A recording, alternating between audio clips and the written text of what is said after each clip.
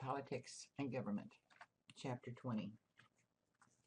And I must admit, this is the least favorite chapter of students usually, and sometimes I'm not too crazy about it. But we must cover it, so I'll try to make it as painless and as quick as possible. Now, politics, during the time frame that we're studying, well, it was seen as almost entertainment because, well, you didn't have television, you didn't have radio, you didn't have movies. The only type of entertainment you had was going to church, if you could go to church on Sunday, or maybe barn dance. That's all there was around. But if you went to one of these political rallies, they'd give you something to drink and something to eat, and maybe you'd have a few dances, but all you had to do was pay for it with listening to a long speech. And that wasn't too bad. It gave you a chance to get a few hours away from your humdrum life out on a farm. And if I remember right, I think we still have that political rally there in Owensboro. Somebody's farm. I can't remember what it's called, which is immaterial. So how are you going to decide whether you're going to be Democrat or Republican? Well, it depends on four things: your family, your ethnic background, the region that you live in, and your religion. There's never an issue or a political view. And I'm ashamed to say that when I registered to vote the first time, I checked with my parents to see what they were registered as, and I registered the same party. And my children did not return the favor. They asked me what party I belonged to and promptly registered for the other party. But the general population, they seem to believe that a president should be executive in nature. He should look presidential. He should act presidential.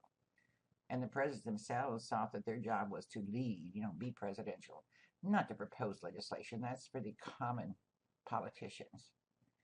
Now, most of your politicians during this time were more concerned with getting into office and staying. They really had no clear-cut position on any major issues. And as a matter of fact, politics during this time was anything but dull. Now, this is a symbol of the Democratic Party, and I'm deviating from the text a little bit. I'm going to give you a little rundown and explain what the different parties are before we get into the actual story of the text. Sometimes Democrats are as stubborn as a donkey. But their primary goal was just to oppose anything the Republicans were for. But they did reject government interference in private lives. They were very much for strong personal liberties, strong states' rights. They wanted a very small federal government that came around to give money if we needed it, otherwise stay out of my life. The composition was Catholics and Jews and immigrants. Most of the new immigrants coming in always seemed to join the Democratic Party. And it, in some ways, was of the poorer class, but it had a very strong urban party machine. And one of the things they wanted was protective tariffs to protect the industry of the country. Republicans, that's supposed to be an elephant, crazy-looking elephant. And here again, they're opposed to anything the Democrats are for. But they're very activist reformers and pro-civil rights. They're the ones that pushed through all the civil rights after the Civil War. They're for prohibition of alcohol. They're for Sunday blue laws. You know why they're called blue laws? Basically, you can't have anything open on Sunday either until after church closes. It's because many, many years ago, back in the days of the Pilgrims and the Puritans, when they were writing down their laws, any law that pertained to religion was written on blue vellum. And it's just a hangover. They were known as the party of morality, and they were very idealistic. They thought government could be used to make changes in society. And they were very much for strong immigration laws. They figured we have enough foreigners, so we don't need any more. But now this is one of the few things the Democrats and Republicans have in common. They were both for protective tariffs. But it's the Republicans that are going to help the growing industries. They're going to give money to the growing industries. They're going to give land to the railroads. Their theory is the trickle-down effect in economics. If the business is doing well, then the business will expand and hire more people. And these people who are working there will get paid. And these people who get paid will go out and spend money and buy products. And they won't have to hire people to manufacture more products. Kind of a vicious ring around the rosy. And our beloved President Reagan used to say it's a trickle-down effect. Of course, it doesn't always work. Sometimes the plants make money, but they don't reinvest or hire. But that's a different course. They were for strong state organizations. They were very Protestant dominated. And of course, the dominated the African Americans. Of course, it was the party of Lincoln, so they joined. But the majority of them was the old, wealthy stock. And of course, there's political fractions in these parties. The stalwarts, the greenbacks, the populists, the half-breeds, the mugwumps. They're just to name a few, and they're all branches of Republican. You didn't see the Democratic Party split off. And each one of these had their own backings, and each one of them had their own particular goals. But there was a group that your text mentioned called the Christian Lobbyist. Now, this was a group, they were not really political per se. They were just going to Washington and trying to get things done. But they were demanding that laws were made to preserve their views of morality. Number one, they wanted Bible readings in the school. They wanted to restrict or eliminate divorces.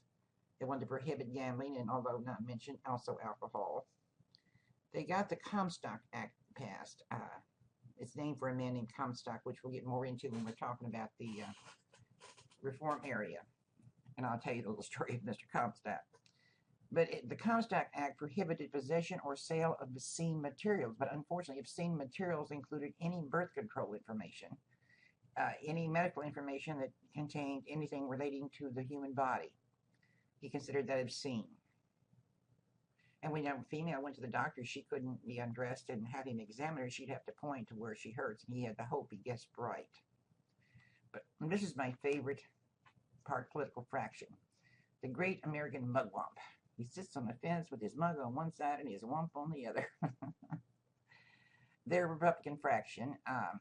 They're really hard to label. Basically, they were all young, wealthy, educated. They were not of the Civil War generation. And they were businessmen and lawyers and publishers and college professors. And the 99% of them were Episcopalian. They had a very strong sense of duty toward the public. And they voted for issues, not along party lines. And this drove the Republicans nuts. They were very uncompromising, which caused them to have a lot of problems because once they made up their mind, this is the way it's got to be, that's the way it was. They're a very interesting group. Their list of accomplishments, this is just a few of them. They managed to get a Board of Health, an association of the bar. They got building codes for slums. They developed the political organizations. They are responsible for the Dewey Decimal System that keeps your books in the library. They thought things should be professionalized because now, up until this point in time, you didn't have to go to college to be a doctor or a lawyer. You studied under someone who was. And it was not very well organized, but they thought it should be more professional. So they came up with all these different organizations and boards and things to make things more professional, which was good. But during this time, there really was very little difference in the parties. And elections were too close to call. Sometimes less than 1% would make a difference. And so they didn't want to make a mistake. It was actually hard to tell who was who and who was for what. So in a way, you voted for the personality of the person more than where they stand on an issue. Now, at this point in time, as you can see, 16 states continually voted Republican. 14 states continually voted Democratic, but there were 6 states that were called swing states that were a little bit doubtful. And some in the Midwest, some in the Northeast, New York, New Jersey, Connecticut, Ohio, Indiana, and Illinois. Now, these you couldn't always count on to go one way or the other. They sometimes would go Democrat, sometimes Republican. And you can bet that usually the vice president would come from one of these states because they wanted the electoral votes. It's also, after Grant, we have a series of one-term presidents. Nobody's getting reelected even when they run. But now the farmers are starting to have some complaints. And it's during the Panic of 1873, and it's just an economic decline, as they call it. And you've got, well, the welfare of the farmers is falling, yes. And the management of the currency, the government's currency problem was, it was determined by those back east, and they just didn't seem to understand what's going on out west. Declining crop prices, yes. Rising railroad rates. This one, even though they listed it as a complaint, the railroad rates really weren't all that high. Did they have high mortgage payments? Yes, they did. But then part of that's their fault. And I'm a firm believer that you should take responsibility for your own actions. And yes, the banks during good times had been only too happy to loan farmers money to get new equipment, to buy more land. And when times are bad, they still want their money back. So you get mad at the banker because he wants the money and you don't have it. Yes, they had high mortgage payments, but they had borrowed the money for things. It's one of those double-edged swords. And part of the problem was the farms in the New England, well, the land was overworked. It had been worked really hard for the last couple hundred years. Out in the Midwest, we're having droughts, and it's hard to find, even when you've got a crop that'll grow with that much rain. If you don't have any rain, you don't have any crop.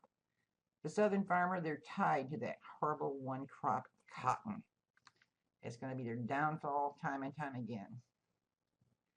So they get together in 1867 and organize something called the Grange.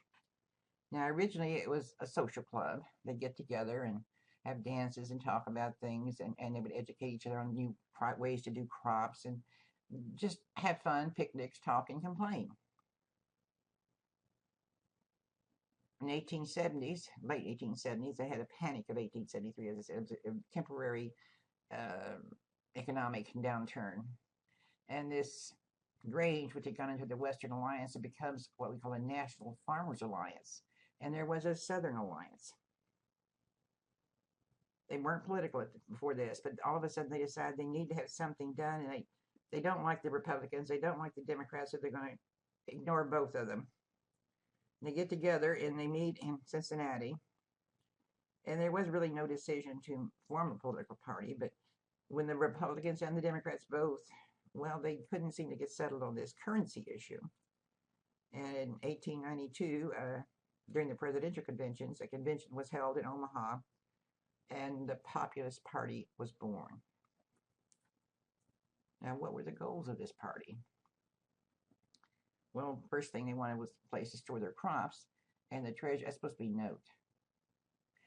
They were going to store their crops in a storage building and have the government advance them a loan on the price of what the crop's going to sell for.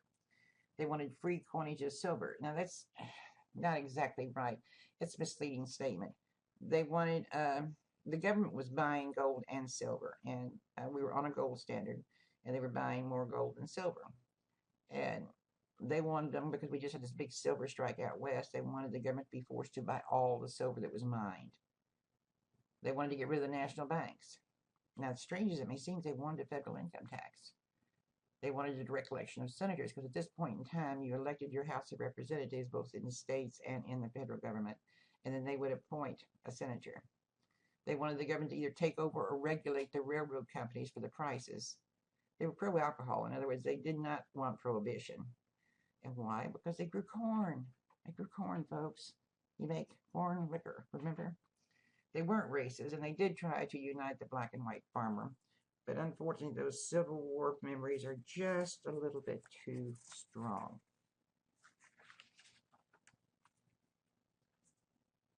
$1 billion Congress.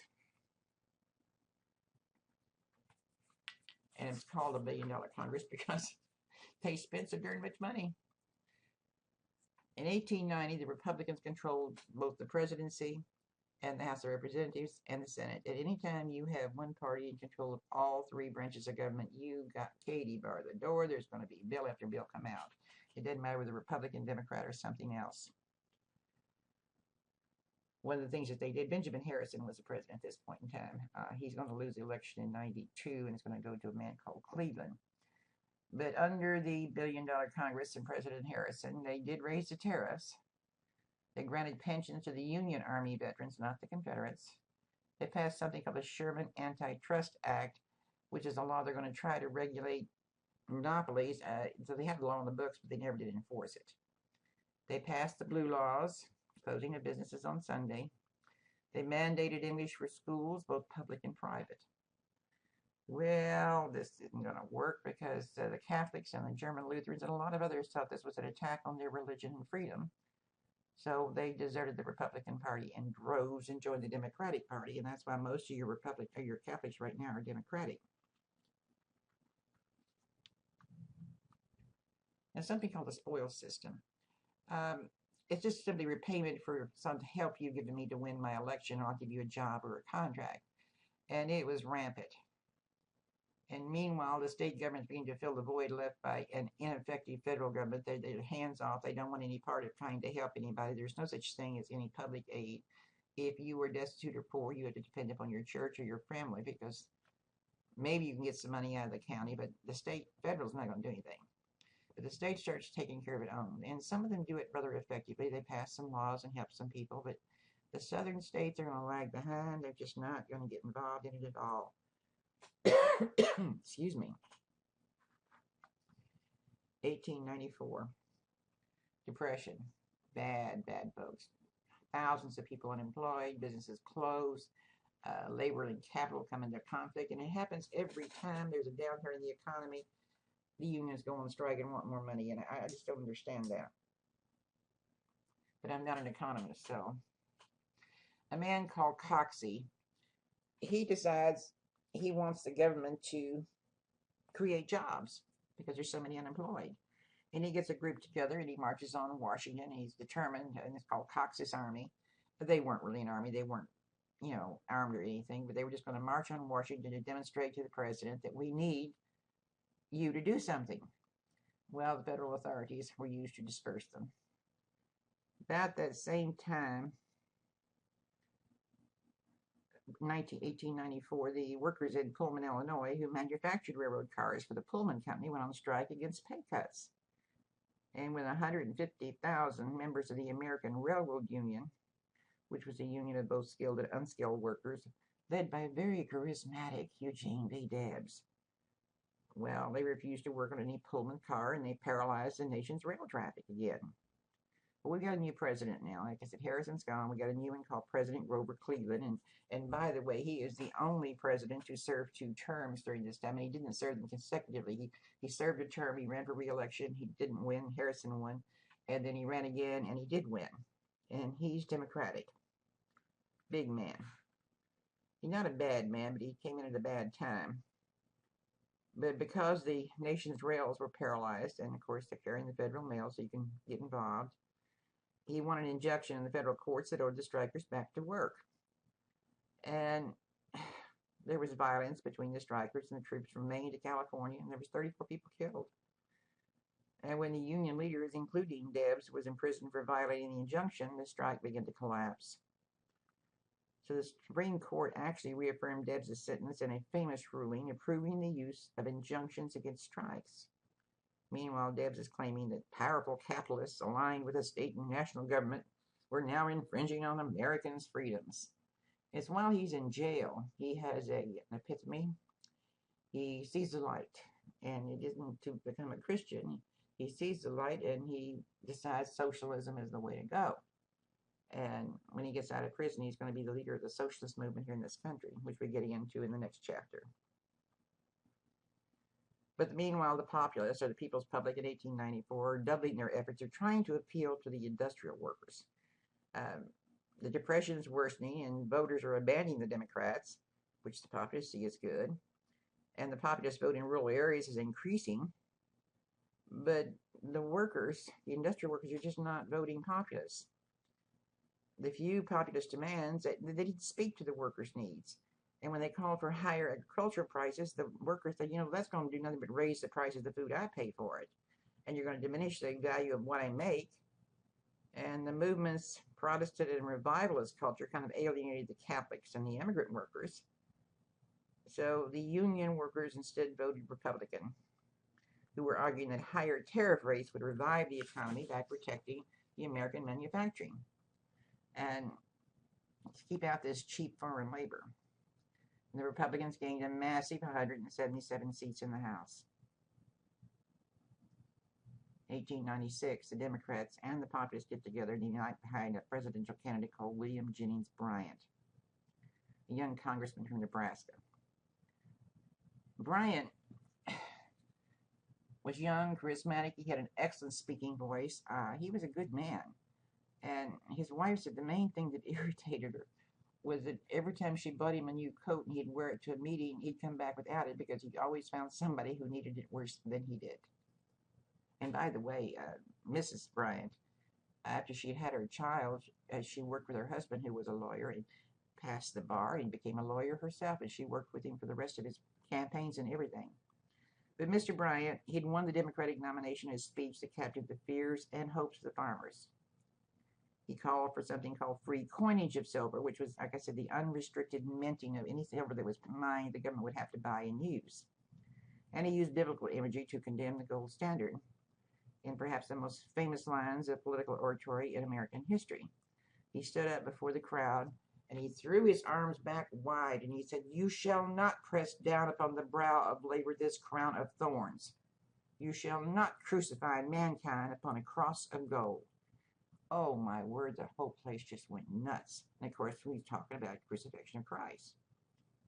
But Bryan's demand for free silver was the latest expression of a very long-standing view that if you increase the amount of currency in circulation, it would raise the prices of the farmers' crops and make it easier for them to pay their debts. So Bryan's nomination, shall we say, represented a shift in Democratic leadership away from the elitists like Cleveland, who had long been tied to the Eastern businessman.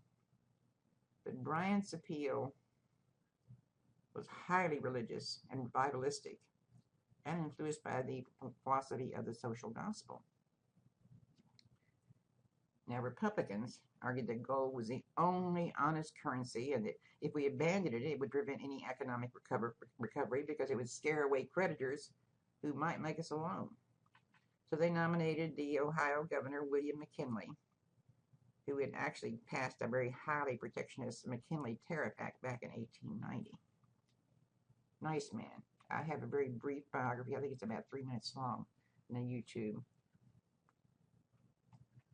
But the results of this election in 96 kind of demonstrated very well that our nation was divided along regional lines.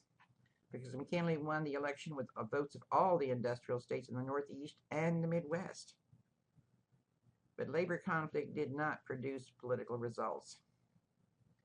And party politics seemed to mute class conflict for a while, not reinforce it. Industrial America, from the workers to the industrialists, voted solidly Republican. And they continued to do so for years. So McKinley's victory shattered the political stalemate of the previous 20 years and launched a period of Republican dominance that's going to last into the 1930s. It's going to mark it's going to be the last time we have a really high voter turnout. And ever since then, it's been in decline. But the populist defeat in the South, it kind of allowed for the imposition of a new radical order, the Redeemers. Remember them from our first chapter? The Redeemers are a coalition of merchants and planters and businessmen who ruled the southern area after 1877 when the Reconstruction ended. They claimed to have redeemed the South from the corruption and horrors of black rule. And they did everything they could to reverse their Reconstruction's achievements. They reduced taxes. I think I have a list of here, yeah. They reduced taxes and public spending. And when, of course, they reduce public spending, this means that things like schools and roads and things are not taken care of. And, of course, who would it hurt the most? It hurt the blacks. They passed new laws that allowed the arrest of those who were not working. If you didn't have a job, you could be arrested. And they increased the punishment for a lot of petty crimes. So as the South's prison population rose, the convicts, who were actually mostly poor blacks, were rented out to railroad workers and mining companies and lumber companies as cheap, involuntary labor at a very high profit for them. Of course, the labor unions in the South, they raised all kinds of cane, but you're fighting City Hall. Now, question, New South? Okay. Back in the 1880s, there was an Atlanta newspaper editor, as a matter of fact, several of them in Atlanta. They're promoting a dream of a New South. And in this New South, they saw industrialization and agriculture diversified. And if we did that, it's going to deliver a lot of prosperity. Well, the planters and the merchants and the industrialists, the upper class, they did prosper. But the region as a whole became even more impoverished. And yeah, mining and textiles did develop in some areas, but the region's low wages and taxes and the convict labor, it did nothing to spur any economic development.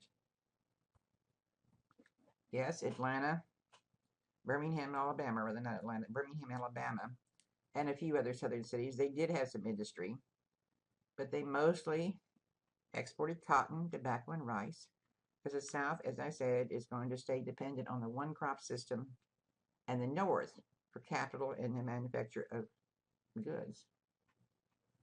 And it's going to be the blacks that suffer the most because, I mean, it stands with reason. You know, they've got no law to back them up. They don't have any money, so to speak. In the upper South, there were mines and iron mills and tobacco factories, and they did offer some jobs to black workers. And some black farmers, a few, owned land.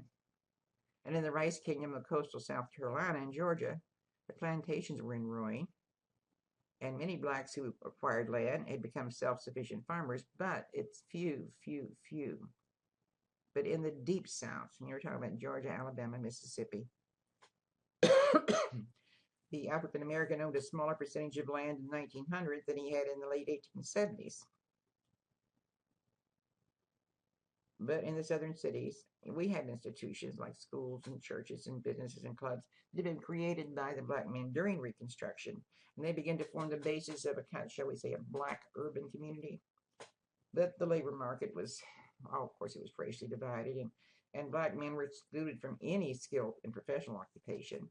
And while the black women were limited to wage work as domestics and were excluded from occupations that were even open to white women.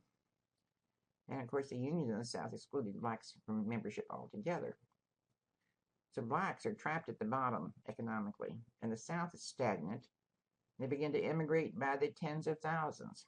In 1879, 1880, nearly 60,000 African Americans moved to Kansas seeking political rights and safety and education, some kind of an economic opportunity.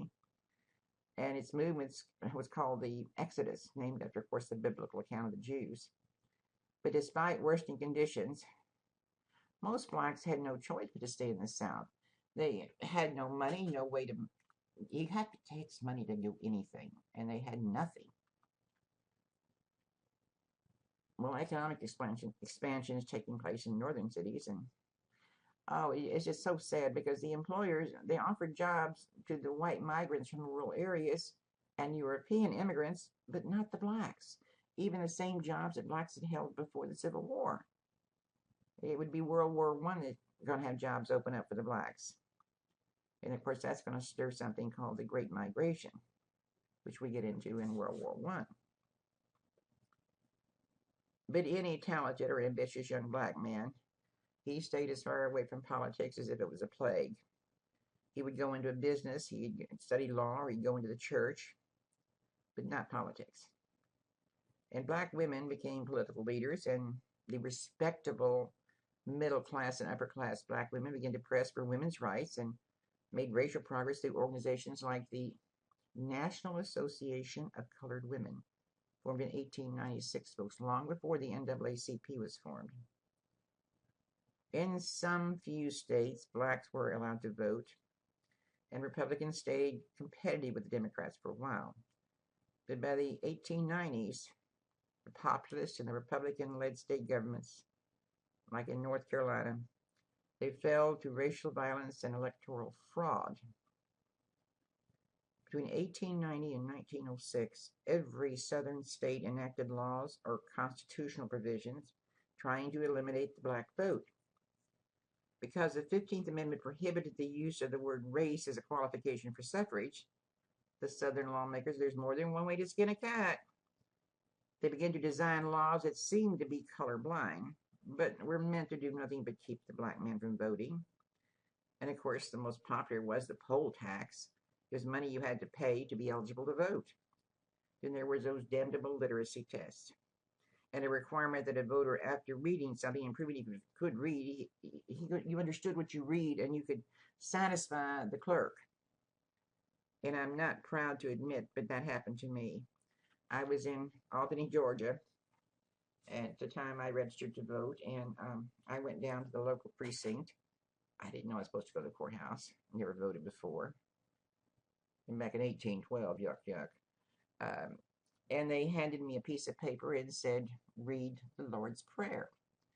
Well, now, folks, unless things have changed a great deal, even if you can't read, most everybody knows some version or some part of the Lord's Prayer. So even if I couldn't read, I could have, recited it. I did not know, in my defense, I did not know that had I been black, I would have been given a copy of the Georgia State Constitution and asked to read it and interpret it to the clerk's satisfaction, which of course could never have happened. So I apologize to any African Americans in my class for that. I was ignorant. Another cute thing they used to like to do, right after the Civil War, they used that grandfather clause. If your grandfather voted in 1860, you could vote. Well, no black man voted in 1860. And sometimes they would use these cute little things. They would tell everybody they're going to move the place where you go to vote, and then they wouldn't. So the black people would go to the new place, and there would be nobody there. Or sometimes they would not tell anybody they were going to move except the white folks and move. It was bad. Some white leaders thought disenfranchisement was a good government measure, that it would end fraud and violence in elections because it would get rid of the blacks who were always causing the problem. It wasn't the blacks causing the problem. It was the white men with guns drinking liquor. But, by 1940, only 3% of adult blacks in the South were registered to vote. The funny part was, or cute part was, the poor and illiterate whites were also disenfranchised by the same law. So they had to come up with some way to get the dumb whites back in. But alongside disenfranchisement, in the 1890s, segregation was imposed throughout the South. Laws and local customs that required separating the races had existed in the North before the Civil War. And during Reconstruction, Southern schools and other institutions had been segregated. Back in the 1880s, race relations in the South were kind of fluid. And there were some railroads and theaters and hotels that admitted blacks and whites, and there were some that discriminated. But in 1883, the Supreme Court, in its infinite wisdom, invalidated the Civil Rights Act of 1875, which had passed saying it was against the law, racial discrimination by hotels and other public facilities. But they said that the 14th Amendment banned unequal treatment by state authorities, not private businesses. So therefore, this law was not valid. And a few years later, in the landmark 1896 ruling, Plessy v. Ferguson, the court approved state laws requiring separate facilities for blacks and whites, arguing that segregated facilities did not discriminate as long as they were separate but equal. Well, they were always separate, but they were never equal. And Plessy versus Ferguson is it would stay on the books until the 1950s. It all had to do with a black man who passed for white. He'd ridden this car in Louisiana many, many times, and all of a sudden they decided he's going to sit in the black car. So he sued and lost. But segregation was a very important part of the system of white supremacy in the South. And any black who challenged white supremacy or refused to accept the indignities of segregation, he faced not only political and legal power, but an immediate violent reprisal. Each year between 1885 and 1905, blacks were lynched. And lynching continued well into the 20th century. We know of some of them because they were public, promoted by the media, as a matter of fact. And when we study black history, we read of some of the newspaper advertisements, come to a burning of a live Negro. It just turns your stomach. Some were in secret, so there are hundreds that we don't even know about. The black man just disappeared from the scene. And they were usually the result of atrocities committed by the black man against the white man. The white man was insulted because the black man didn't get off the sidewalk. The white man is insulted because the black man looked at his wife. Anytime the black man didn't respond to the white man's command immediately, he could be accused of being impudent. And heaven help him if he looks at his wife. He could be accused of rape, and 99.9% of all the rape charges against the black man were false. But they want to protect their womanhood, who had their womanhood on a pedestal. Now, the irony is, lynching is kind of virtually unknown as a phenomenon anywhere else in the world except here. But living in the South and being black, every day was a horror. It was worse than slavery, because if you were accused of rape, even if you had the trial, and usually there wasn't a trial, you just be hung or burned, you could be in the jail, and the sheriff would let the mob come in and get you and take you out and kill you. 1895. We've got some social movements going on, and it's going to try to help expand the, shall we say, 19th century boundaries of what we call freedom. And there were some black leaders, for example, who started to emphasize self-help and individual self-advancement, and this will take you in the middle class. Booker T. Washington symbolizes change. In 1895, he delivered a speech at the Atlanta Cotton Exchange urging blacks to accommodate segregation and cease agitation for civil and political rights. Now, he's the one that founded Tuskegee Institute in Alabama, which was a center of vocational training, education for jobs, and not broad liberal arts. And in his defense, some of these people who had been slaves, he had to teach them how to brush their teeth and how to dress and bathe. They didn't know. They'd been told what to do all their lives. So his idea, and it made sense in a part, that show the white man that you're nothing to fear. Let him come to depend upon you. Hard work is nothing to be ashamed of, even if you have to work as a maid or a bootblack. It's nothing to be ashamed of. Do a good job. Let the white man know you can be trusted. And then later on down the road, we will push for the civil rights. Right now, be accommodating. Like I said, he believed in obtaining farms and land and become skilled at her work. And this was more important to him than full citizenship for the blacks.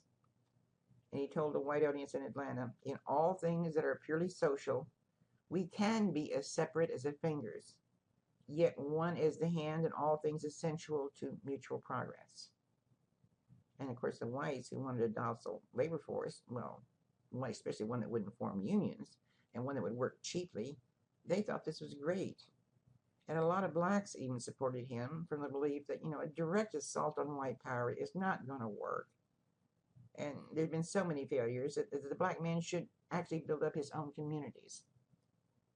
And in all honesty, if you could have taken W.E.B. Du Bois and Booker T. Washington and put them in a sack and shook them up, you'd have one whale of a black leader.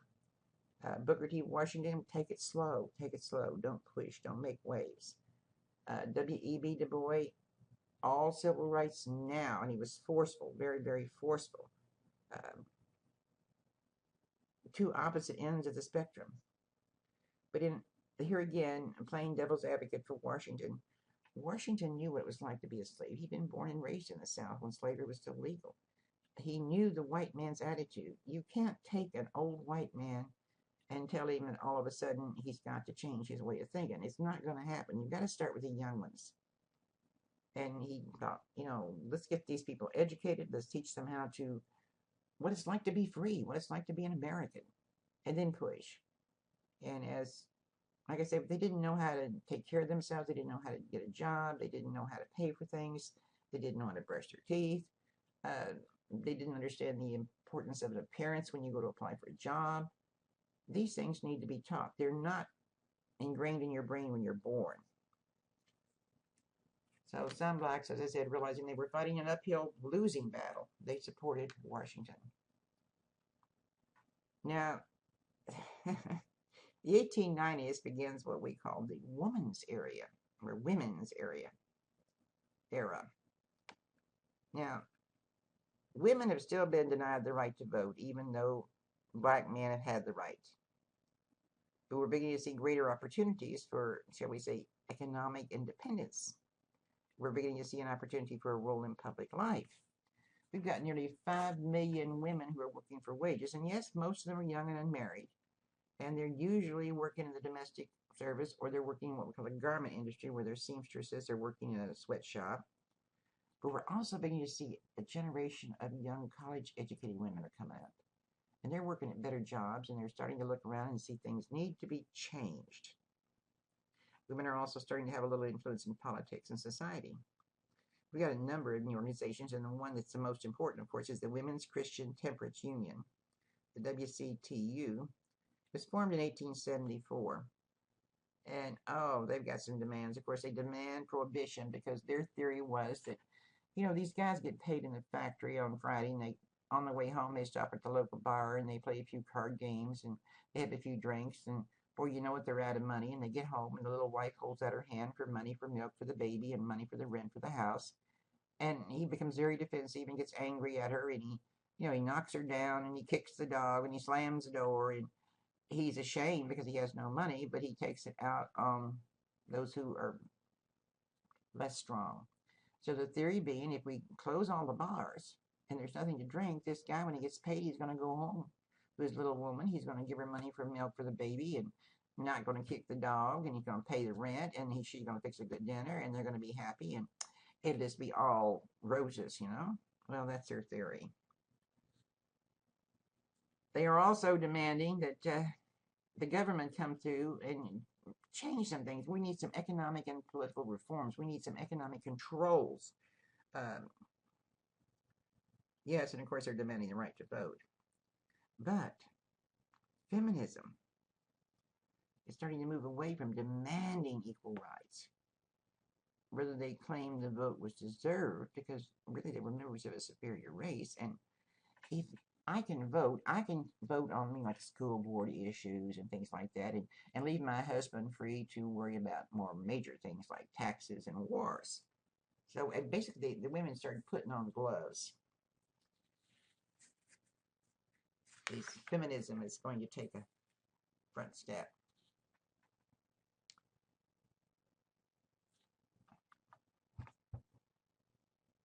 President William McKinley. During his administration, the atmosphere was very friendly. He was a good old boy. He not much better than he is there. And like I said, I've got a little brief biography, so I'm not going to tell you too much about him. But foreign policy dominated the entire administration. And here again, we're going to have a war, and we're going to become an imperial power under his tutelage. But the Depression has run its course, and it's been a terrible depression. Not as bad as the one in the 30s, but it's going to be bad enough. And although he had nothing whatsoever to do with it ending, it was starting to end before he was ever elected, he gets the credit for it. Because like they say, you have to take the blame for things bad if you're the boss, and you can take the credit if they're good if you're the boss. And he was the boss. So prosperity returns. We discover gold in Alaska. And we have a little war with Spain, which we get into after the Progressive movement. We discover how we become an imperialistic nation. That being said, like I say, I've got a little brief YouTube on President McKinley's biographical information. And then I've got another John Green crash course in American history. It's called Politics of the, oh, goodness gracious, what's it called? The Gilded Age. And it starts at the time right after the end of Reconstruction, but it goes all the way through to the beginning of the 20th century. So don't get too bored. The first few minutes of it is just repeating things we've already talked about, but then it gets on into the populist movement and things like that. I think you'll enjoy it. That being said, this is the end of the chapter. You have a brief quiz. You have questions to answer, and that's it. And next time we get into the reform movement and progressivism.